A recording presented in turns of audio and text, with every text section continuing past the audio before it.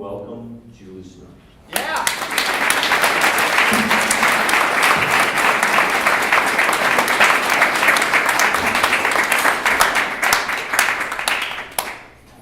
Well, thank you, Ricky, wherever you were.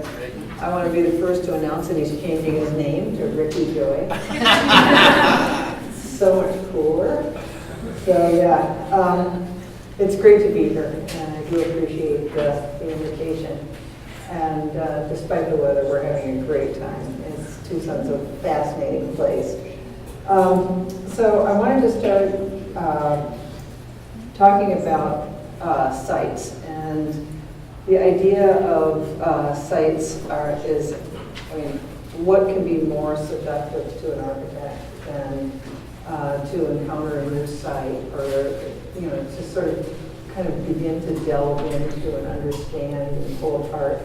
And so much of what we think about in our work, and probably more in our earlier work, is the physical site, the sort of geomorphology, the biology, the views, the historic context, etc.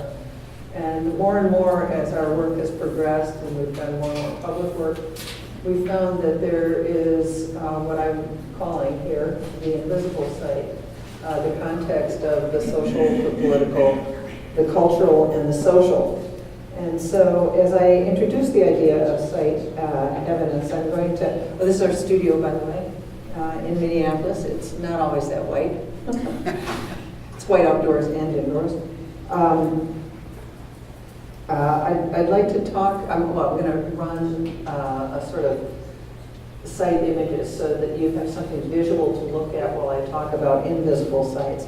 And these are very raw sites. These are images that we've taken in order to sort of extract what we wanted to extract out of the site. And so, yeah, I'll just let that run. And while I talk about the idea of invisible sites. So as I said, as we began to engage more and more public work, we found that this work brings responsibilities for architecture to address our broadest social, cultural, and societal aspirations, requiring it to operate within a distinct economic and political context. These public projects, okay, this is like having a little bit of wine before you These public projects work within a constantly changing context. Economic and political pressures radically change over the course of our projects and over the design phases. So to be considered successful, projects must not only address economic and political issues pragmatically, but also aspirationally. For instance, it's not enough to do a public building that's a wise use of taxpayer dollars. We do a good amount of federal work, but it also must generate and create economic development in the district in which it's built. A public building must not only be a wise use of taxpayer dollars, but it must also generate and create, meet pragmatic political goals and be an expression of our ideals of democracy. The social and cultural territories of our projects are rich ground for architecture and urban design investigations. Social dynamic of public space, or workplace for that matter, blends ideas of social interaction and inclusivity, as well as for security and safety. While a project's cultural context can provide investigative avenues of history, values, cultural patterns, and identity. To us, these expanding demands in multiple changing contexts are opportunities to pose new questions and propose new design investigations. It would be possible to simply navigate these contexts to advance an a priori architectural agenda, but we're more interested in the interesting questions that need continual reformation as we proceed through our design process. So now I'll turn to, this is where I want to be. Was that up there for like 20 minutes? No. Good. I'm getting this timing right, it's like torture. So I want to talk about the work, but I want to talk about not only the work, but its context. So the first project I want to talk about is our land port of entry in Warroad, Minnesota. And there's a certain group of architects. This was done, I think, in maybe '06. And there was just starting to be this border program to secure our national borders, not in this current political climate, but in a previous political climate where safety of trade and travel was very important to us. So there was a small group of architects who were involved in sort of developing aspirations for this program, and the sort of current thinking about it was that it was a combination of a toll booth, a jail, and a Welcome to America sign. And so our sense was very much that we wanted to emphasize the Welcome to America sign. And so we found this commission. This was our first public project in Warroad, Minnesota, where this is way up on the northwest angle, which is the highest point, I think, in the United States. Maybe, Rick's going to tell me it's in Maine, I'm afraid. At any rate, so this is our first port, and it's very much about a culture of woodworking and wood harvesting, and you can see here Christian hockey sticks. Any hockey players in Tucson?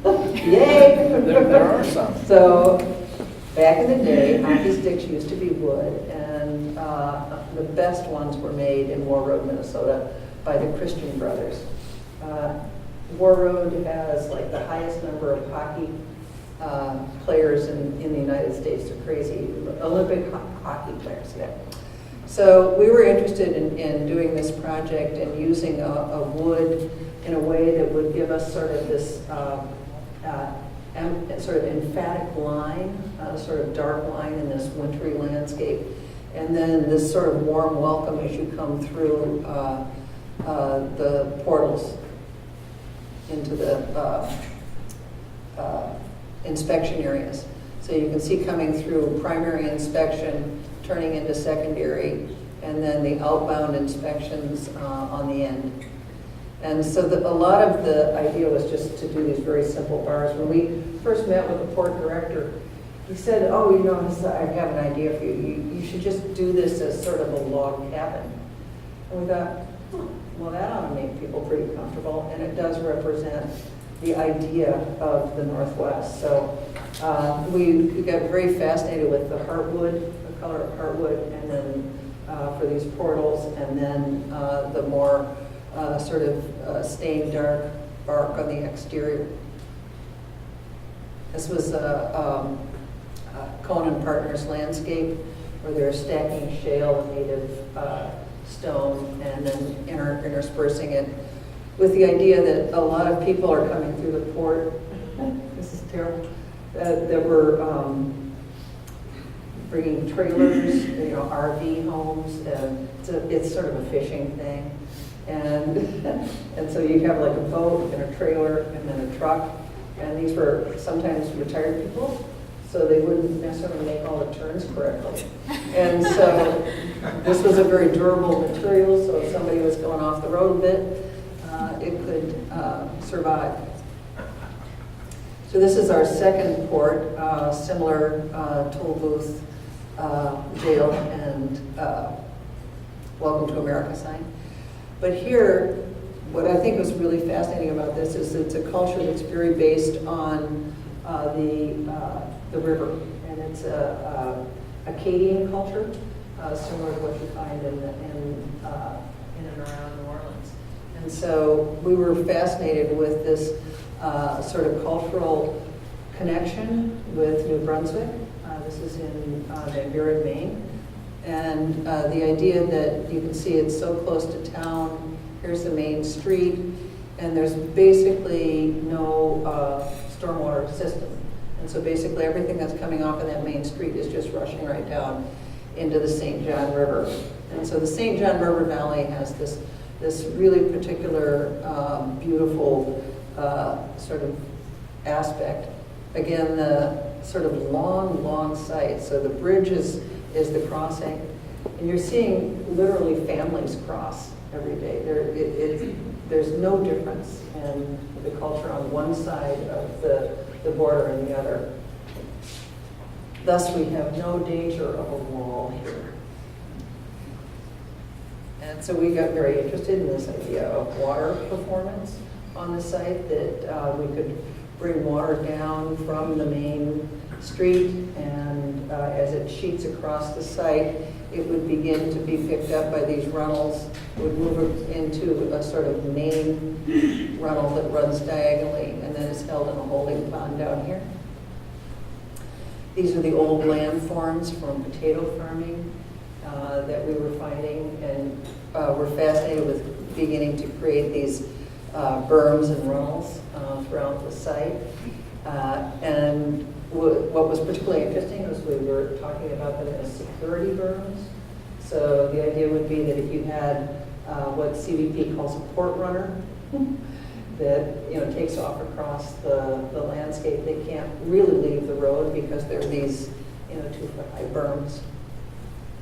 And so there's the site with this sort of pachinko-like movement of water across the site, and the security berms, which were also inspired by these sort of idea of these bands in the landscape.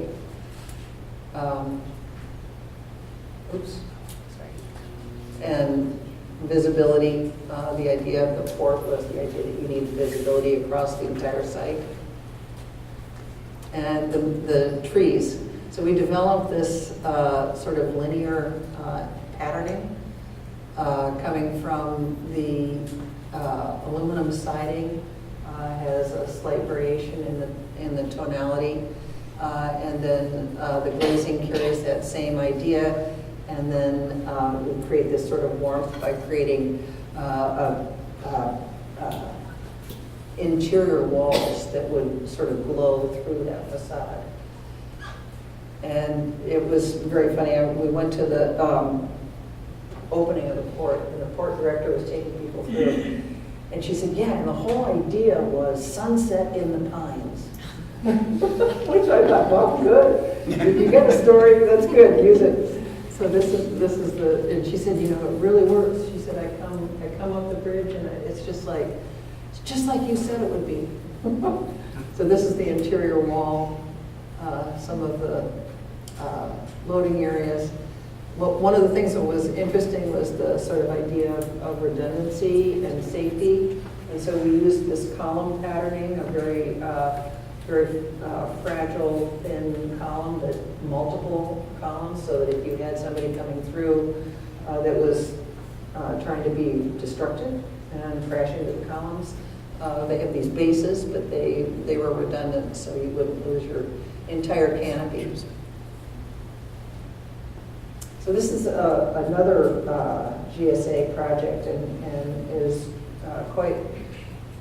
it resides in quite an interesting economic context. This is the Social Security building for Baltimore, and it's this sort of taller building in the center. It's got this gorgeous linear, I think it's 80 feet by maybe 300, 400 feet long. And so it's this really beautiful thin slab. And the skin is failing. It was built in the 60s. And so our mandate was to simply reskin this. But of course, we started this project, and there was a change in the administration. And so then what happens is you lose your commission. And so there was no commissioner, and it was a very tricky process, because they basically put out the RFP at one number, and then decided that it should be actually delivered for a much lower number. And so we began a process in this to work very directly with the contractor in the design assist program. And so we're actually in that process right now. We're finally submitted our CDs and through this design assist.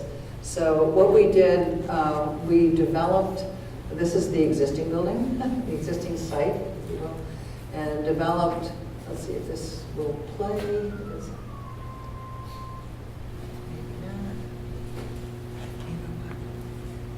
There should be a little thing down there. Well, anyway, this is like a little video. Let's see if I can keep it moving. That actually talks about how the skin works, and so it's a little animation. that would kind of explain that we've got the long facade, the blue facade, is facing north, and the red facade is, see the view from the southeast, it faces the old building, and so you get a lot of shading. And so the idea was to get most of our thermal performance out of that south wall by creating that as more enclosed. And with a narrow building like this, it's quite easy to do. And then doing a good amount of enclosure on the east and west, and then keeping as much as possible the facade on the north open. And so this became our insulation diagrams that actually led us to create a pattern of aluminum panel and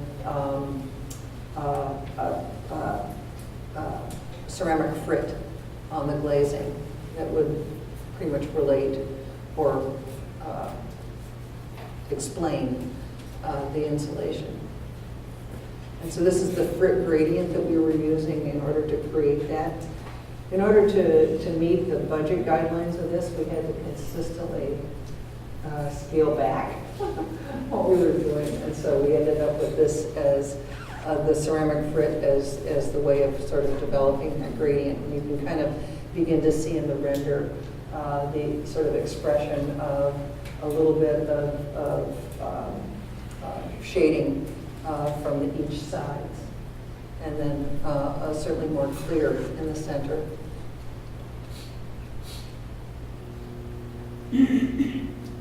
So that's the southeast. And then this entrance, we're working with Holcim partners on this. One of the things that I think is sort of one of the greatest choice we have is working with our landscape colleagues. And for us, that's very much a hand-in-hand endeavor into the project. And so they were developing these sort of versions of our security berms, because there's obviously a 150-foot secure setback on these buildings.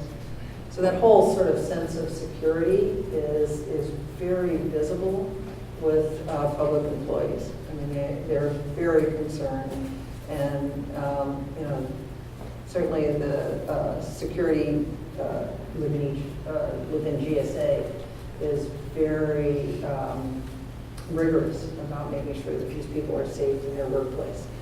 So a more pragmatic project, we were doing a operating and maintenance facility for a train system that we're doing expanding in Minneapolis. And so what we wanted to do was we create this public facility that was certainly a public benefit, but do it in a way that as a regional park would be developed, it would become an amenity, at least a visual amenity to those enjoying the park. And so we simplified the building into sort of these shifting volumes that related to the various functions of train maintenance. And then developed a skin that was basically precast, alternating with stainless steel panel that would then create this pattern in the landscape that would reflect the landscape back and become much more of a mirror to the landscape, but also to create the building. And so these are you can kind of see the track entries. It's obviously oblique. And then, the potential of the park development beyond. This is Minnesota. We got you beat here. It's way colder in that shot. And so this project, again, was a public project. This is like possibly the most banal project you can do. This is a rest stop along a freeway running in north-south in Minneapolis. And so this actually won an award, and it was so great. It was one of our colleagues was giving this award, presenting this award, and saying, "And this just makes you want to pee," which I thought was kind of a good compliment. I mean, this project. So anyway, So, yeah, we were actually interested in the idea of the rest stop as a frame for explaining the landscape, and that was never done. I mean, that was never part of what our rest stops were for. They were like in and out, very pragmatic. And when this won this award, one of the guys said, "Oh boy, now I have to go back to the office. How am I going to explain that?" Because it was immediately translated that if you won an award for the project, you probably spent too much money. So I found the commissioner.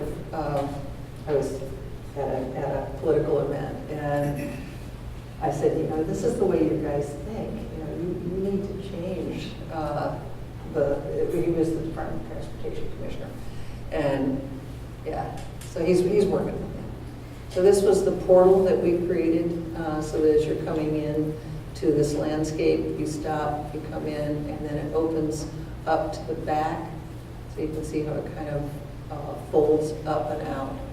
And so you have this kind of pretty stellar view of the Straight River landscape.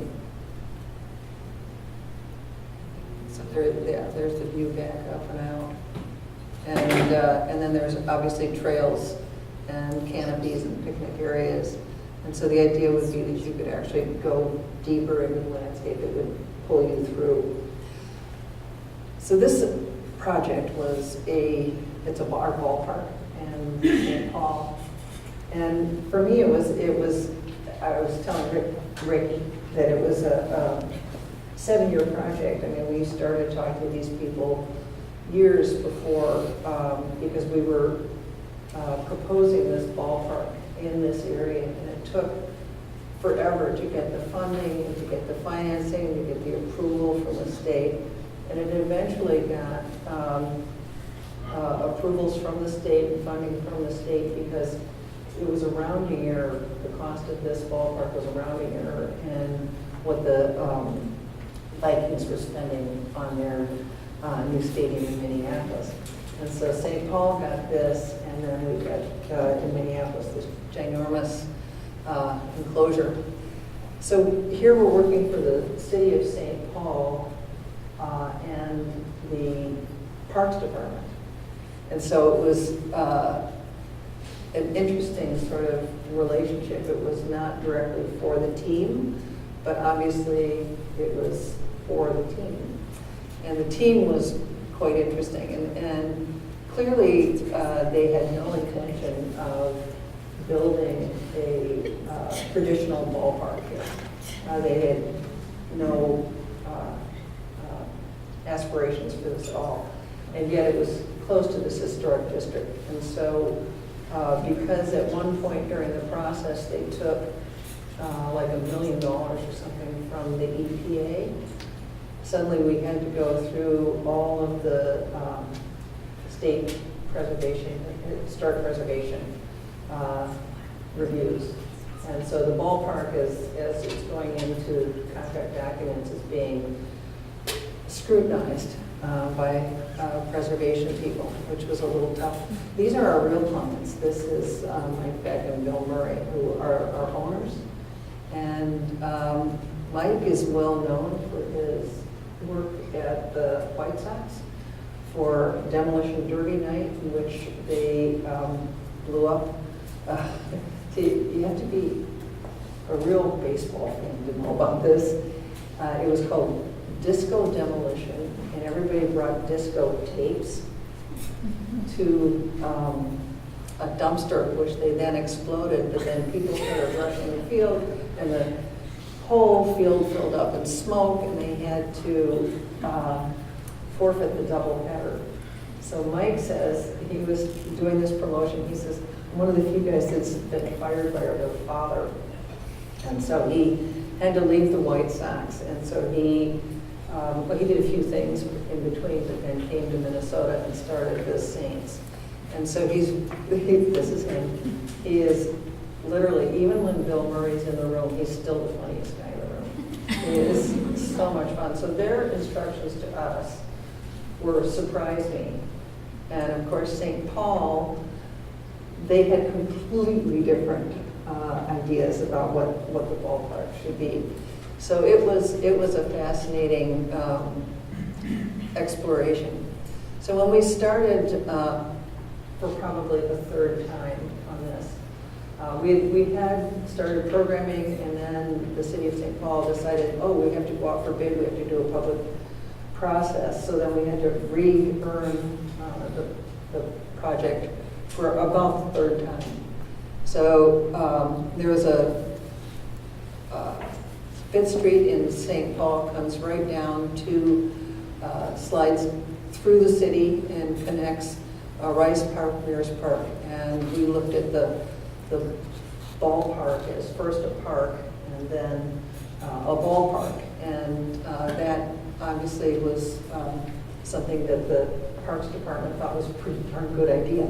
So this is how the project frames that Fifth Street as it comes down, and you sort of come into this sort of emerald field, and the club is up above, and it floats above all of the concession buildings below, which creates this sort of porous relationship between being in the ballpark and being in the city. So you never have the sense that you're not in Lower Town, which is all the historic buildings. And so rather than competing with that, we took the materials of the buildings around and then reinterpreted them.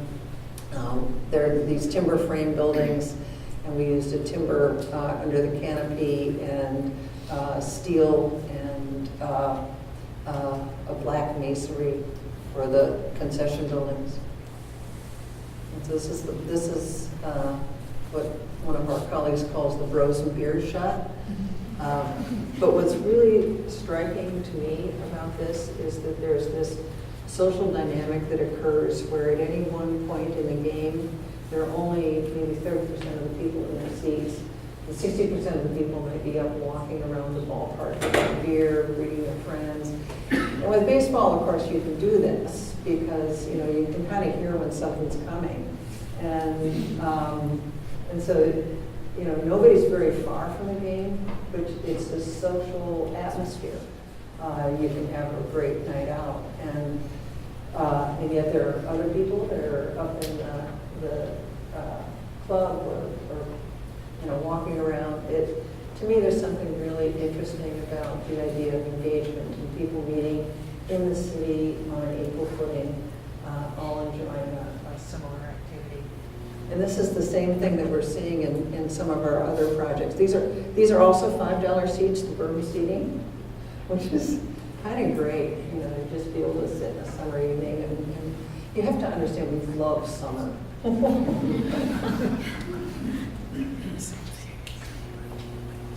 This is also sort of a big deal for me because what's incredible about the Saints is that their players are sitting there doing baseball games, and what's important is that they're creating that next generation of baseball fanatics. And so I love the idea of this little dude, he might not forget this. And so there's something really cool about that. And again, sort of the fun of the ballpark. Obviously, we were doing a lot for rainwater. It was kind of the thing that we decided to do for sustainability. And they got very interested in demonstrating that and being able to show people how that was going to work for the city. Got XL grants. This is another big deal that they did in the winter. To keep the ballpark active, they created this crazy ice slide there's a St. Paul festival, and it was fast. And then the other community event, cat videos. So you come and you bring your bottle of wine and your blanket, and you watch cat videos on the scoreboard all evening, which I think is great. I mean, the idea that this is not just for baseball. And frankly, this is kind of a little hipster neighborhood, so this played very, very well. So this last one, I think, is sort of public piece is or maybe none of, is also the idea of social engagement and equity, about bringing people together around a certain idea. And so working with Tom Osland, another landscape architect friend, we were asked by the Walker Art Center to refresh the Walker Sculpture Garden. And part of the sculpture garden was this structure, which was built by Edward Larrabee Barnes. I have no idea when. I think maybe in the 70s. It's a single pane of glazing, and they had these ginormous palms and this Frank Gehry fish in there, and it was costing them a fortune to heat it. And so they wanted us to create a more sustainable greenhouse, which, frankly, there was not enough money in the budget to do anything with the exterior skin. And so the best we could do is, more efficient boilers and drive down their cost by 10%. So we made another suggestion, which was to take the glazing off completely. So here in this image, you're seeing, this is the conservatory piece. And then the other piece is we opened, this was all enclosed here from the street, and we opened that all up. And so that really created a much longer or stronger connection between these very active areas, and narrowed Vineland Place and sort of tried to reconnect it across to the Walker Art Center. Petra Blaze was doing this sculpture garden, and the idea here was she was creating these rooms, and so Tom picked that up and created these other little sort of homes for sculpture. So let's see this way. So the first thing we did was we took the bathrooms out of that piece and put them in this sort of stainless box so they could disappear. And then opened up, this is our render, opened up the structure, just kept the glazing on the top. This was opening day with a very branded event by Target. Hyper branded, they're masters of branding. And, but great supporters of the arts. And so here you're seeing everything from kids to, art lovers to just everybody's out on this sort of beautiful day. And they do a lot of school group orientation, so these shelters become school group places. They become social places for people to meet when they're at the garden. And in the winter, there are kind of these little pockets of just warm shelter. And since the sculpture garden reopened last winter, you'll go by and you'll see people snowshoeing and using the park in a way that it never would use before, because it felt kind of remote and dangerous. And it's now a presence of mind. I mean, you come by and you see people there, and it's a public garden. So I think it's an incredibly powerful thing for a community to have spaces like this. So this is the last public project. The Minnesota Zoo had this monorail, and it was seriously cool, but kind of fell apart and wasn't made anymore. And so it became just this rail.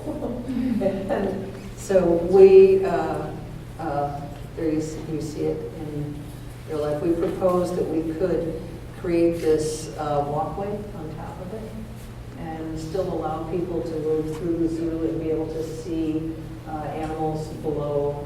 This is a gigantic area, and so you could walk through the zoo and see the animals and not have to look through a fence or and they're in their habitat, so they're kind of hard to see.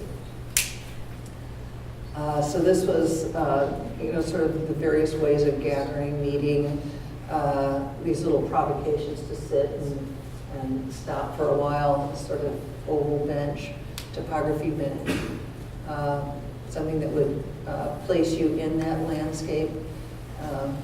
the bird watching spot, the kid carrying spot, the bridge. And so we recently learned, I think yesterday, that they have funded this. So now we have to compete to get the project. It always happens to us. So what I want to follow up with is a few private projects. And what's interesting to me about this is that we are taking these private projects and trying to carve public spaces out of it. And so this is our first project along this very high wall, 10-story wall avenue in Minneapolis, and create a space that had public space. And so with that, we wanted, if you're walking along the north side in Minnesota, we like to have more sun rather than run away from it. And so you would be able to look through, and this is the north facade, and see this sunlit space beyond. And so that diagrammatically works like this, with these various views. And there's that sort of sunny courtyard that you could go into and have your coffee. This is yet another similar neighborhood, very close to our office, where we're taking and developing 2 buildings on this block and then renovating the one on the corner, and creating this sort of pathway, this inner pathway. Living in the neighborhood, we found that a lot of pedestrians will use the alleyways rather than the streets, because there's so much more wind and the alleys are more protected.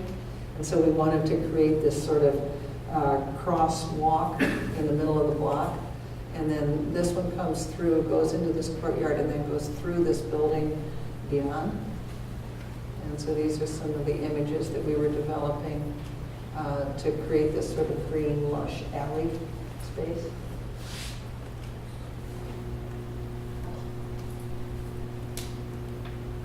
And this is where you would come through the building to shortcut to the avenue beyond. So this, to me, this is important in the ability to sort of create public gathering spaces and social opportunity within the city. And then I was going to, if I have time, do I have time? I was going to just show a few, we're okay? Ricky says yes.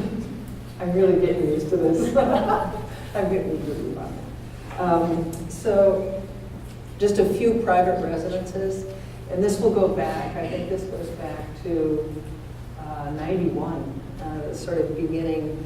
When I first started my practice, I was not interested in doing residential because I thought it was really difficult to move from doing primarily residential work, particularly for a woman, into more public work, and that was really where I was very passionate about going. But of course, these are little science projects that I love.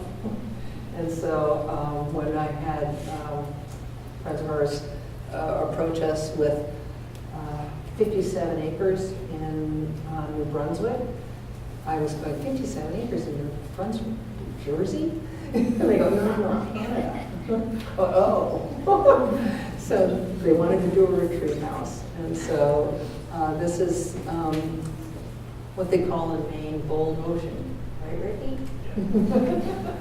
And so they looked all through Maine and ended up finding this site in New Brunswick, which is incredibly powerful. There are tidal movement here can be 20 or 30 feet. So this is a really extraordinary place. And this is the idea of the house, and I think many of the houses that we do, which is to sort of strip the house down to almost give it no presence at all. When we first did this, it was published in Germany, and the writer there said something about the mutual intensification of site and architecture, and the idea that the architecture makes the site more intense and accessible, and the architecture makes the site visible. And so to us, there was something very powerful about that possibility. So This is a house that I did about 10 years ago for my family. And we actually moved north. This is crazy. So my husband says to me, there's no way that anybody should have 2 houses in Minnesota. So we actually moved from Minneapolis and decided to do our weekend house on Lake Superior. So this shows a frozen Lake Superior. That almost never happens. So this is, that red dot is about where we are on Lake Superior. And we're right next to these huge loading facilities, which were iron ore that's coming out of the Iron Range in Minnesota, and it's being put on these ginormous boats, and then they take them to the steel mills in Ohio and Pennsylvania, I guess. This is the plan of the house. It's 16 foot wide. It's what my brother calls the double long.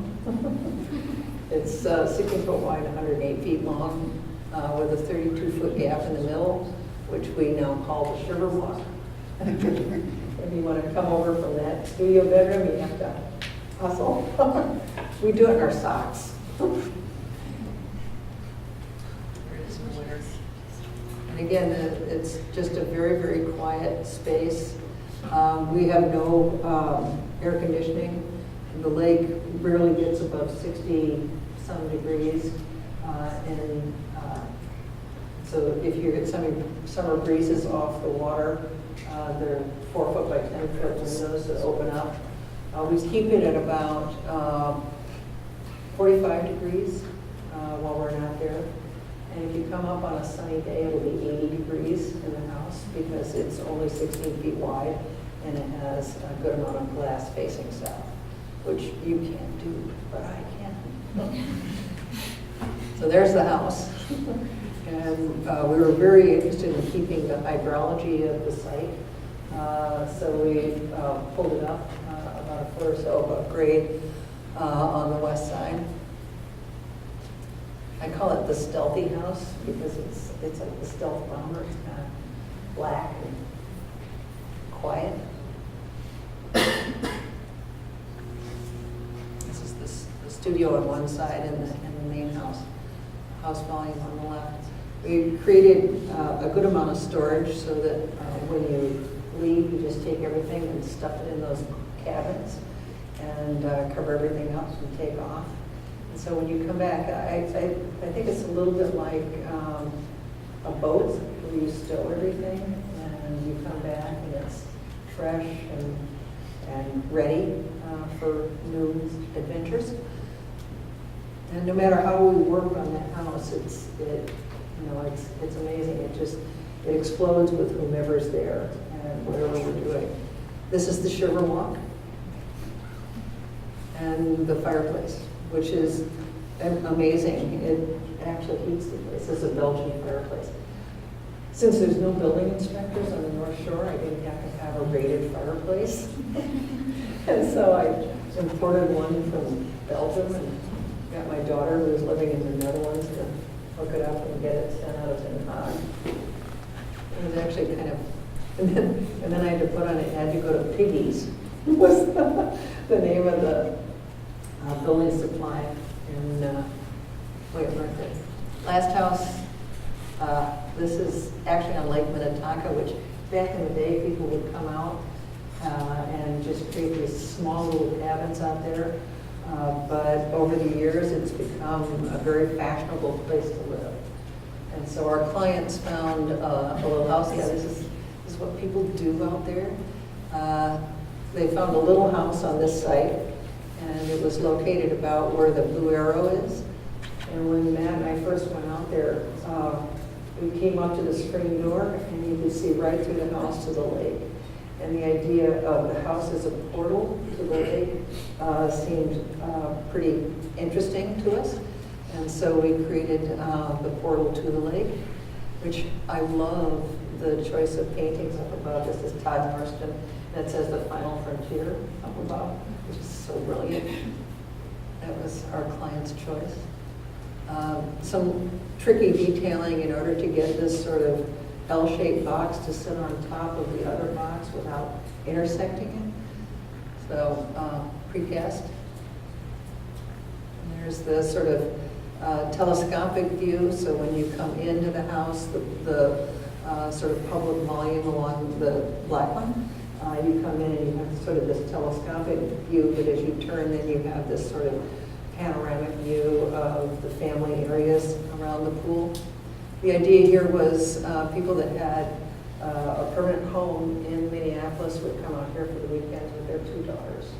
And it was just a place to be together as a family. So it was, in a sense, this sort of in the tradition of the other house, it's very much about retreat and about being together as a family. This is sort of diagrammatically, again, the idea of storage along that. In this case, it's not the north wall, but it's the wall that gives out on neighboring properties. So it's a privacy space. Our client was very interested in a tall space in the building, and we didn't really have the program to develop it.